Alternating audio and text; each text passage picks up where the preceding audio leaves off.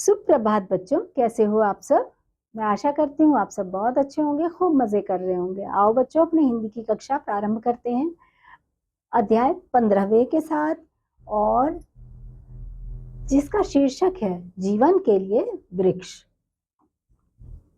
यह भी एक लेख है बच्चों, पर पहले पाठ प्रवेश देख लेते हैं। वृक्ष हमारे लिए बहुत जरूरी है, हमें अधिक से अधिक वृक्षारोपण करना चाहिए। हमारे जीवन के लिए हवा और पानी की तरह वृक्ष भी अत्यंत आवश्यक है बच्चों। कल्पना करो, यदि वृक्ष ना हो तो इस धरती का स्वरूप कैसा होता। पक्षी रात को बसेरा लेने के लिए घोंसला कहाँ बनाते, हमें खाने के लिए मधुर फल कहाँ से मिलते बच्चों। इतना ही नहीं, पेड़ पौधे हमारे जीवित रहने के लिए प्राणवायु भी छोड़ते हैं। वो जो प्राणवायु छोड़ते हैं बच्चों, उसी की वजह से हम सांस ले पाते हैं। वृक्ष मानव के लिए प्रकृति की अमूल्य देन है। कड़ी धूप में पथिकों को शीतल छाया देने वाला वृक्षों की लकड़ियां जलाकर हम शीत से अपनी रक्षा करते हैं। देखो बच्चों, ये वृक्ष जो है वो हर तरह से हमारे काम आते हैं। जब हम गर्मियों के मौसम में चल रहे होते हैं कड़ी धूप में, तो हमें जो पथिक होते हैं, यानी कि पथ पे चलने वाले पथिक होते हैं, तो उन्हें रास्ते में छांव में ऐसा लगता है कि हम थोड़ी देर विश्राम कर ले, तो कहाँ बैठते हैं, पेड़ की छांव में ना, क्योंकि हम कड़ी धूप में चल चल कर थक चुके होते हैं। तो उस तरह से भी पेड़ ही हमारे काम आता है। और जब सर्दी के महीने में जब हमें ठंड से ठिठुरन होती है, तब भी हमें उन्हीं वृक्षों की लकड़ियों को जलाकर हमें ताप मिलता है और हम अपने आप को बचा पाते हैं, शीत से रक्षा करते हैं हम अपनी। फल और फूलों के अतिरिक्त वृक्षों की लकड़ी का हमारे जीवन में इतना बड़ा योगदान है कि इसकी गणना करना कठिन है। घरों की छतें, किवाड़, खिड़कियां, मेज, कुर्सी तथा चारपाइयां लकड़ी से ही बनती हैं बच्चों। ये सारी चीजें किससे बनती हैं? लकड़ियों से ही बनती हैं। ये सभी चीजें जो हमारे घरों में काम आती हैं। यह जानकर आश्चर्य नहीं होना चाहिए कि वृक्ष भी संवेदनशील होते हैं बच्चों। उन्हें भी हमारी तरह पीड़ा और प्रसन्नता का अनुभव होता है। बच्चों, ये जानकर आपको आश्चर्य नहीं होना चाहिए कि वो भी, जैसे हमें चोट लगती है तो हमें दर्द होता है, वैसे ही वृक्षों को भी जब उन्हें काटा जाता है या उन्हें जब मतलब वो भी संवेदनशील होते हैं, उन्हें भी प्रसन्नता का भी अनुभव होता है या दुख का भी अनुभव होता है। हवा, पानी, सर्दी, गर्मी का प्रभाव उन पर भी वैसे पड़ता है। उन पर भी गर्मी, सर्दी सबका प्रभाव पड़ता है बच्चों। जैसे अन्य जीवधारी, जैसे हम लोग हैं ना जीवधारी पक्षी प्राणी, हम पर होता है, उसी तरह से इन पर भी होता है बच्चों। आकाश में छाए काले काले बादल जिस समय बूंदों की वर्षा करते हैं, क्या करते हैं? बूंदों की वर्षा। पृथ्वी की वनस्पतियां हरी भरी हो उठती हैं। जब थोड़ी सी भी बूंदाबांदी भी हो जाती है बच्चों, तो हरी भरी वनस्पतियां कितनी अच्छी, पृथ्वी की जो वनस्पतियां वो कितनी हरी भरी हो उठती हैं। शीतल मंद वायु चलने पर वे लहरा कर झूमने लगती हैं, वे लहरा लहरा कर झूमने लगती हैं। कड़ी धूप पड़ने पर कोमल वनस्पतियां मुरझा जाती हैं। जब कड़ी धूप पड़ती है तो वनस्पतियां कैसी हो जाती हैं बच्चों? मुरझा जाती हैं। और वैज्ञानिकों ने यह सिद्ध कर दिया है कि वृक्ष पूरी तरह चेतन है। चोट लगने पर उन्हें पीड़ा होती है, उन्हें भी दर्द होता है बच्चों, पीड़ा होती है, और अनुकूल वातावरण पाकर वे प्रसन्न होते हैं। अन्य प्राणियों की तरह वृक्ष भी सांस लेकर जीते हैं। वो भी सांस लेते हैं, जैसे हम सांस लेके जीते हैं वैसे ही। पूरी उम्र जीने के बाद उनकी भी मृत्यु होती है, किंतु मनुष्य अपनी आवश्यकताओं के लिए बीच में ही उन्हें काट लेता है। जब हम इंसानों को जब जरूरत पड़ती है तो हम उन्हें पहले ही काट देते, जबकि वो भी हमारी तरह जिंदा होते हैं बच्चों, सांस लेते हैं, और उनको भी अपने पूरी जीवन को बिता के ही जाना होता है। लेकिन हम इंसान इतने स्वार्थी हैं कि हम इसलिए पहले ही उन्हें काट लेते हैं अपनी जरूरत की वजह से। वृक्ष और पौधे चेतन हैं। वृक्ष और पौधे चेतन है, यानी उनमें भी जीवन है। इनके लिए अनेक प्रत्यक्ष उदाहरण सहज ही देखने को मिलते हैं। सूरजमुखी का फूल सूर्य की तरह पूर्व से पश्चिम और पश्चिम से पूर्व की दिशाओं में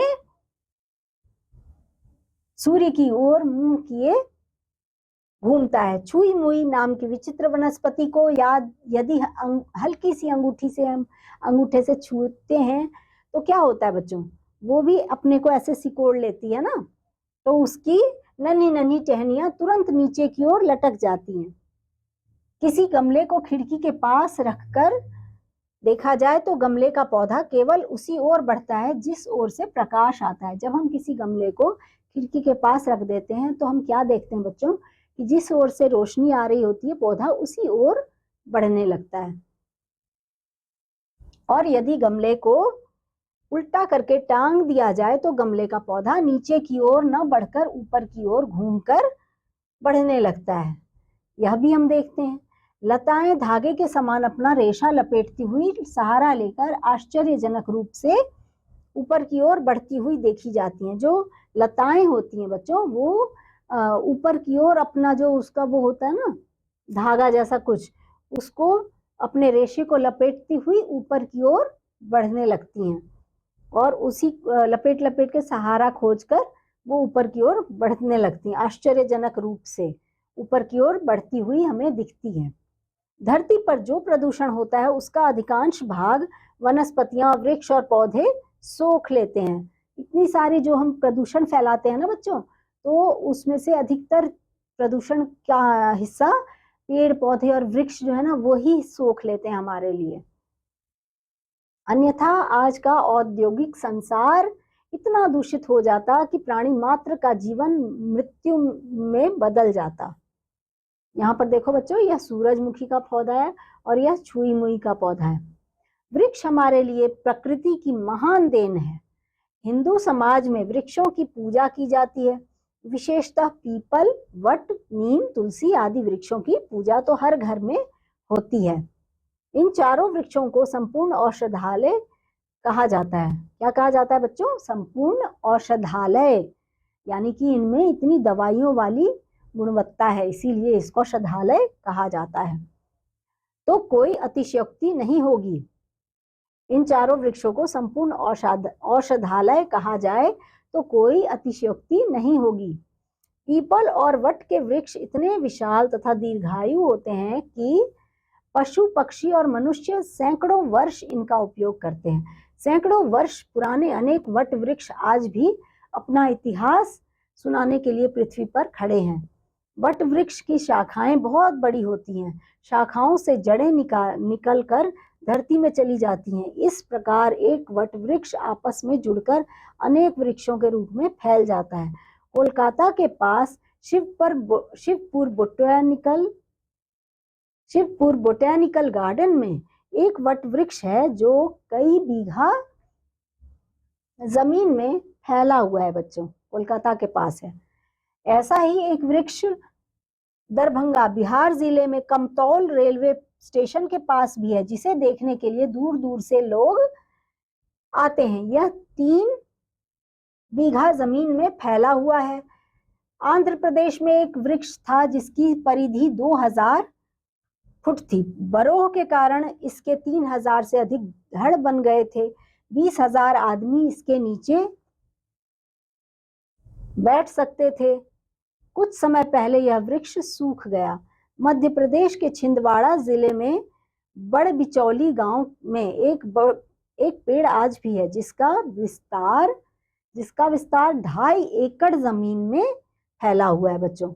आज सारा विश्व पर्यावरण प्रदूषण से चिंतित है। वैज्ञानिकों का कहना है कि पृथ्वी के लिए इस गंभीर संकट से बचने का केवल एक ही उपाय है बच्चों, अधिक से अधिक वृक्ष लगाए जाएं और वनों को सुरक्षित रखने के उपाय किए जाएं। वृक्ष केवल हमारे मूक सखा ही नहीं, मानव जीवन का आधार भी हैं। हमारे यह मूक सखा यानी कि ये पेड़ जो है वो अपने दुख दर्द को हमसे बयां नहीं कर पाते, बता नहीं पाते, क्योंकि वो बोल नहीं पाते हैं, लेकिन हमें वो दर्शाते हैं। अपनी जो उनकी मन की बातें हैं वो हमें दर्शा तो पाते हैं ना।